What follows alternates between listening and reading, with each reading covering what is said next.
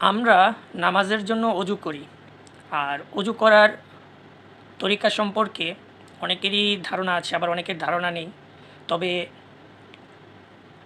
দেখে দেখে আমরাও অজুটা শিখে যাই। অজু কীভাবে করতে হয়, সর্বপ্রথম কি করতে হয়, এরপর কি করতে হয়, সর্বশেষ পা ধুতে হয়।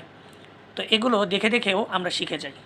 কিন্তু অজু করার সুন্নত যেই তরিকাগুলো আছে, এই দেখে দেখে করার মধ্যে যেই তরিকাগুলো আছে, এই তরিকাগুলো যদি আমরা সঠিক নিয়মে জানতে পারতাম, তাহলে আমরা যে অজুটা করতেছি এই অজু থেকে আরও উত্তম অজু হতো যদি আমরা এই অজু করার সুন্নত তরিকাগুলো জানতাম।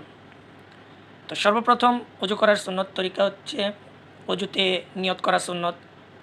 অজুর শুরুতে বিসমিল্লাহ পড়া সুন্নত। দোনো হাতের কবজি সহ, এই যে কবজি, দোনো হাতের কবজি সহ 3 বার ধোয়া সুন্নত। 3 বার কুলি করা সুন্নত। কুলিটা গড়গড়া করে কুলি করা। তারপর 3 বার নাকে পানি দেওয়া, নাকের সামনে পানি নিয়ে একদম নাকের নরম হাড় পর্যন্ত পৌঁছানো। 3 বার নাকে পানি দেওয়া সুন্নত। এরপর হচ্ছে সমস্ত মুখমণ্ডল, একদম চুলের উপরি অংশ থেকে থুতনির নিচ পর্যন্ত, কানের এই লতি থেকে এই লতি পর্যন্ত 3 বার ধোয়া সুন্নত। যদি ঘন দাড়ি থাকে তাহলে দাড়িগুলো এই আঙ্গুলের ফাঁক দিয়ে এইভাবে খিলাল করা মুস্তাহাব। এটা না করলেও হয়, কিন্তু ঘন দাড়ি খিলাল করা মুস্তাহাব। কেননা ঘন দাড়ির কারণে থুতনি পর্যন্ত অনেক সময় পানি পৌঁছায় না।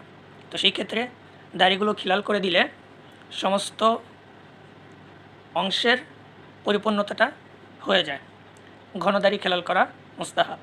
এরপর হচ্ছে দোনো হাতের কনুই সহ, ডান হাত এবং বাম হাতের এই যে আমাদের যে কনুই আছে, এই কনুইয়ের থেকে কিছুটা উপরে যদি আমি কনুই বরাবর ধুতে যাই, তাহলে আমার কনুইটা অনেকাংশে শুকনা থাকতে পারে। সেক্ষেত্রে কনুই থেকে একটু উপরে, অর্থাৎ দোনো হাতের কনুই সহ 3 বার ধোয়া সুন্নত।